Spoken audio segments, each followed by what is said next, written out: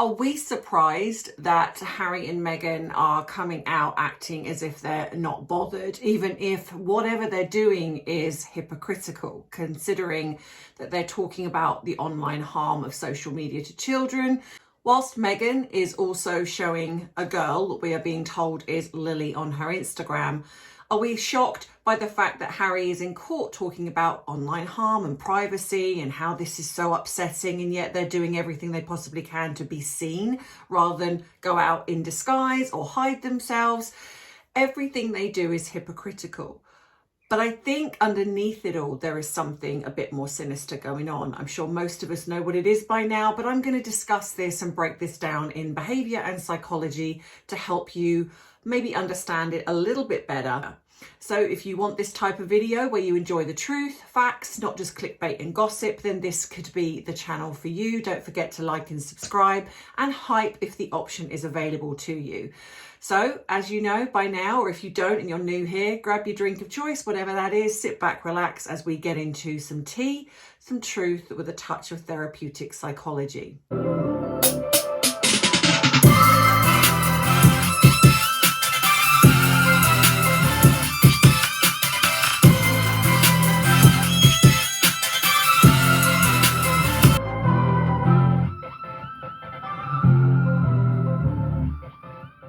So I think most of us, if you're here especially, know that something regarding Harry and Meghan just is not adding up. It's not just about that people can see it. I think we can feel it too. You know, when there's something, it's like you just can't explain it.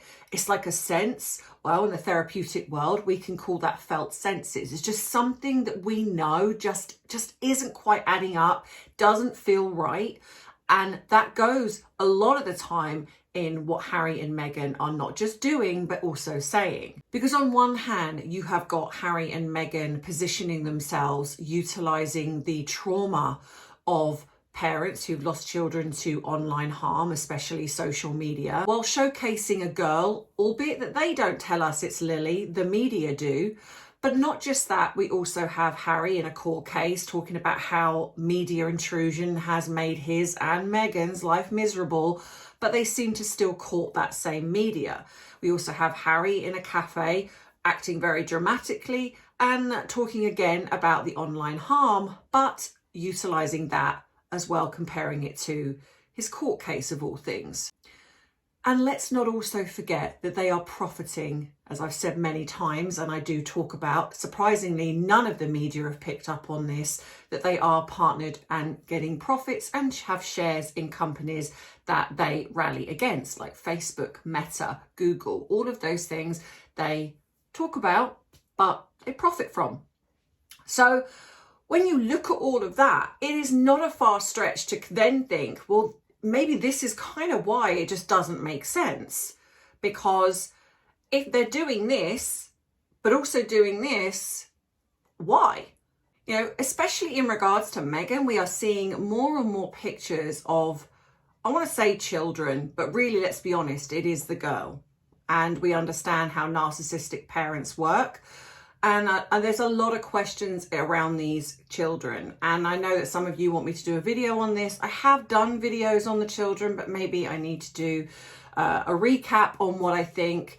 Drop it in the comments if you want me to do that. So let's look at the privacy claim versus the reality. I think what makes this harder to, well, for me to get my head around is that we have had Harry in this court case talking about how being visible has been so traumatizing. Even stated at one point that he has PTSD. I'm sure most of us know that he said the famous line of the camera clicks, they give me anxiety. But yet he not only dates a woman who seeks out publicity. I mean, we've had the recent date nights, we've had the recent turning up at the NBA games, but they also do go to these places they know are media hotspots, paparazzi hotspots. There are plenty of places celebrities go, I'm sure, that in the middle of nowhere where no one would know who they are. If you're really seeking privacy, you wouldn't seek out the places, you know, paparazzi are going to sit outside because it's a celebrity hotspot. You wouldn't be calling backgrid. Yeah, so you know, you wouldn't be doing that. So on one hand, Harry is stating that he's got, and do you know what, this angers me more is, again, because utilizing the lie of him being in the military. Most people that have PTSD, a lot of the time, unless it's been diagnosed, do not realize they've got PTSD. But they also wouldn't utilize it. And also as well, if they have got PTSD, they would not be seeking out places that trigger that very PTSD. So you have Harry on one hand stating, you know, this is like a clock of a gun, you know, this is like, this has given me trauma, but then actively goes to places where he knows he's going to be on camera, knows he's going to be photographed, allows his wife to orchestrate these media moments. You wouldn't do that if you've got PTSD. I'm sorry, but you wouldn't. And that's my professional opinion. It's not about going to these places. They could quite easily go to places, but it's the fact that it's like front row seats. We saw them recently, you know, we saw them here, front row seats. Why not sit at the back? Well, it's like a lot of celebrities who are high profile, sought after celebrities go in disguise. You know, a lot of them have talked about that over the years. You know, when you've got Taylor Swift, Justin Bieber, you know, very high profile, Britney Spears even, there were times when she would go out in disguise because she didn't want to be photographed all of the time. Harry and Meghan, well, especially Meghan, she seeks publicity. She doesn't go in disguise because she wants people to see her. It's like, da-da, look at me, I am here, everyone needs to photograph me. He maintaining the visibility while critiquing that it upsets them, makes them miserable. So that doesn't feel like avoidance to me. That kind of feels like management of your social positioning. So let's look at the professional layer and the deeper credibility question. And this is where I'm going to bang on about this until maybe someone in the mainstream media picks up on it. This is their connection to ethic. Because that is part of this. This is part of the wider picture. And even though I have talked about this before, I'm going to mention it again because it does go, it's sort of in alignment with this video. Their positioning within the social media world, it's structural, it's strategic. They are aligned with a firm that profits and has shares in all of the people that they go up against. When you look at environmental, they have shares in oil fracking, some of the biggest gas guzzlers, private airlines, etc. They have shares and profit from that. They have shares and profit from, like I say, X, formerly Twitter, Facebook, Google, Apple, all of those, and many more. I can't forget all of them on top of my head. But when you have Facebook, which has also already been criticised heavily for the online harm of children, like some of the adverts, some of the things that they show, not protecting the younger generation. They've already come under fire for that. But Harry and Meghan profit from it. Why the mainstream media have not picked, well, do you know what? I say why. I know why. I know why. Because Harry and Meghan are their bread and butter. It's not the royal family. It's now Harry and Meghan. I think the reason why the media don't go after them, especially, which I will get to towards the end of this video, so stay tuned.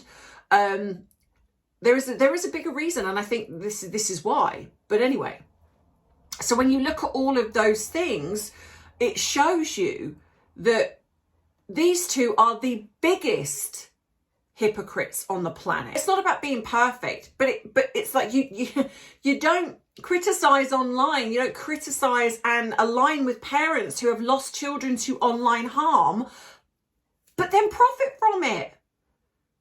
You know, you just don't. And I'm sorry, but you can't tell me that these two, when they decided in 2021 to put money into this company, that they didn't look into it.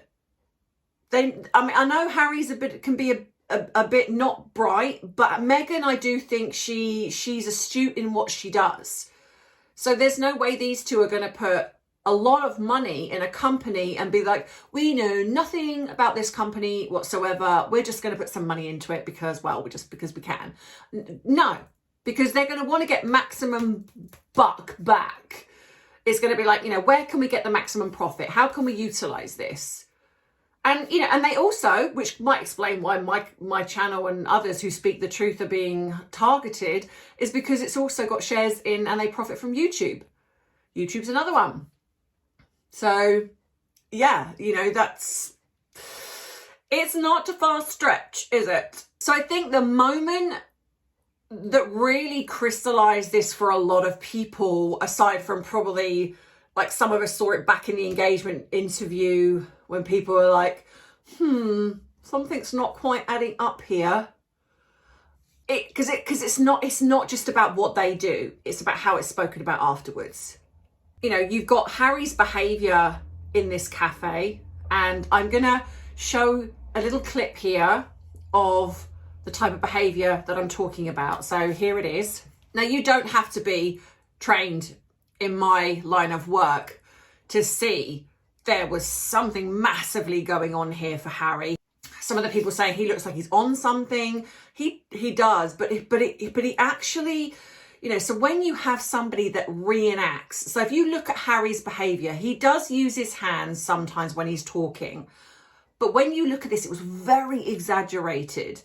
And a lot of the time when people, like I move my hands, you don't always see it because you can only see my shoulders, but underneath that, I move my hands. Now, some of that can come from anxiety, and and that's not all the time, because again, it's a baseline, right? So when I'm talking, like if I'm talking to my friends, I don't generally do this, but when I'm online, I think there is a tiny bit of anxiety because I'm talking to a camera. It's not something I'm particularly, you'd think by now I'm comfortable with it, but I'm actually not. But I'm also talking about subjects that I find challenging.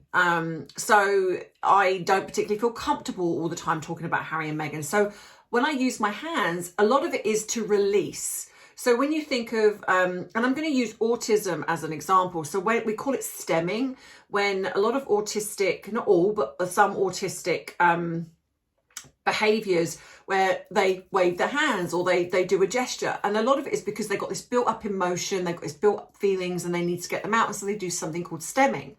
Now, I'm not saying that this is what I'm doing or what Harry is doing, but it can come from deception and it can come from anxiety, and sometimes they can be slightly interlinked, because even though what I'm talking about is not deception, but it's not a subject that I know, like this is not like when I'm talking about someone's behavior, I don't really know, so there's an uncomfortableness to talk about it because I'm talking about a subject that I haven't diagnosed. So there's a level of trying to be careful. So it's like, and I'm talking about something uncomfortable. So I sometimes move my arms as a gesture. Harry was doing that, and he was doing this really, really massively so, to the point where he was almost reenacting. Like at one point he rubs his tummy. It's like when he's talking about feelings. And again, that comes from feeling uncomfortable. So if you're looking at the fact that he's talking about these things, this tells me that he's not confident in what he's talking about. Now, you'd think if you were passionate about something, because that's the other thing as well. And again, this is why it comes to baseline.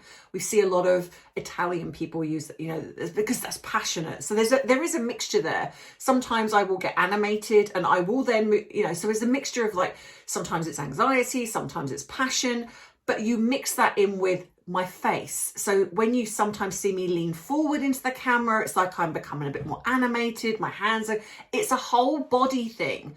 Look at Harry, different. He looks as if he's about to cry. He looks really, like just really not sure of himself. And so then you match that with his very, very animated hand movements, reenacting something out, and that shows you there is an insecurity there, there's some anxiety there, he's getting it out. So then you look at the fact that this is what he's been speaking about for some time. So you'd think, okay, you know, he's used to speaking in front of audience, this is a lot smaller. So you look at all of that and you think, okay, there's something not quite right here. And again, you don't have to be trained in this to see that. It was very, very obvious to me. I the worst thing for me as well is that also Harry compared his online court case. A live situation. I've been in some similar situations myself, vastly different, but when you're sitting in court and if you have that feeling of just overwhelming emotion because you can't believe that the people on the other side are saying what they're saying, that by the very nature of them defending what they're defending, the lies that they are stating is devaluing life, is devaluing your children's lives. If that brings stuff up for you, it is totally normal. So then when you strip it on, you know, comparing this to the people losing their children, how is your court case even remotely in the same just stratosphere? It's not. So this says to me, an agenda. So when you strip it back, the anxiety, there's, you know, I'm not really convinced in what I'm talking about here. So when you look at that, then it becomes, there's an agenda here. So you're utilizing this for some other means. And this is where I have to, and I think this is where my frustration is. And then I become like, because in my line of work, I truly have seen the devastation when someone loses a child. I have seen the devastation, the loss, the heartbreak. And when you have the fact that I don't even feel that Harry parents, I do think he has a boy, but I don't think he parents this boy. And you have all of this, these lies and everything else. It angers me so much, again, that the media say nothing. When they watched that video, there were some that picked up, there was some local news that picked up on his behaviour, but generally people were sort of fawning over it, going, you know, oh, you know, is Harry talking to these parents and he really does care? It's like, but again, I go back to the fact that it's their bread and butter. That's why they don't, you know, that, but Harry and Meghan, like I say, they are talking about the harm of online children online to children. But then we recently have Meghan putting out this picture, which I will put here. Now, I have covered the child's face. I got a little bit of pushback from this because people are like, well, why are you bothering? They haven't, because my actions and how I behave reflects me. Just because they are doing it doesn't mean to say that I have to. The only time I will show possibly a child's face is if I feel there's been manipulation. So the face that we're seeing is not a face in a sense. It's been digitally manipulated. There's been some crossover where they've used pictures to kind of overline to make it look a bit more like this child looks like Meghan. Then I will show that because it's intentional. But to me, even though I do feel this picture has been manipulated, it looks very bizarre, but I feel the girl is real. And I have said before that I think that they have adopted a girl, and I think they adopted her maybe a year or so ago, a couple of years ago even, and they've not been allowed to put her online until recently. This is the first time we have properly seen her face, even though it's still slightly a side view, but we've properly seen her face. And I think we're going to start seeing this more and more. I think we're going to start seeing her utilizing the girl a lot more. And of course, we've got the fact that she's, you know, it's been spoken about that she's doing ballet, that's like Diana. And of course, what we know that Princess Charlotte is also doing ballet. That's been mentioned. And so again, I've said before that Meghan dislikes, in my opinion, Catherine. I mean, that's obvious, but I also think, like I said before, Princess Charlotte. And a narcissist would have utilised their daughter to overshadow Princess Charlotte. Meghan hasn't done that, and I think it's because she's not been able to. I think in the beginning there was no child. I think there was going to be one. I said this before, Diana Mary or Mary Diana, and something happened in that adoption. It didn't go to plan. Now the child, this was a real child, surrogacy. or an adoption, whichever, but this child was given to other parents. That's fact. I've shown proof of that. So then, of course, Meghan is left without a child. So this is why I think they then created these fake images, like the one with her sitting on the grass with no legs. I mean, like I say, a 1-year-old isn't going to sit up straight like that with no, usually their legs are out. They're not cross-legged. It's like, but again, the media never picked up on that. And so when you have all of that, and then suddenly she comes on Instagram beginning of 2025, you know, the online media social media platform that she said that she was never going to go back on, but she's done that so she can then control the pictures of the girl on her terms. And so that when she can edit, AI, all of those things, she does it on her own Instagram. And that's why then when the media then put them out, they talk about it. But if you notice, a lot of the time they don't show the picture. They talk about it, but they don't necessarily show the picture. And I think that's because they know these pictures are being digitally altered.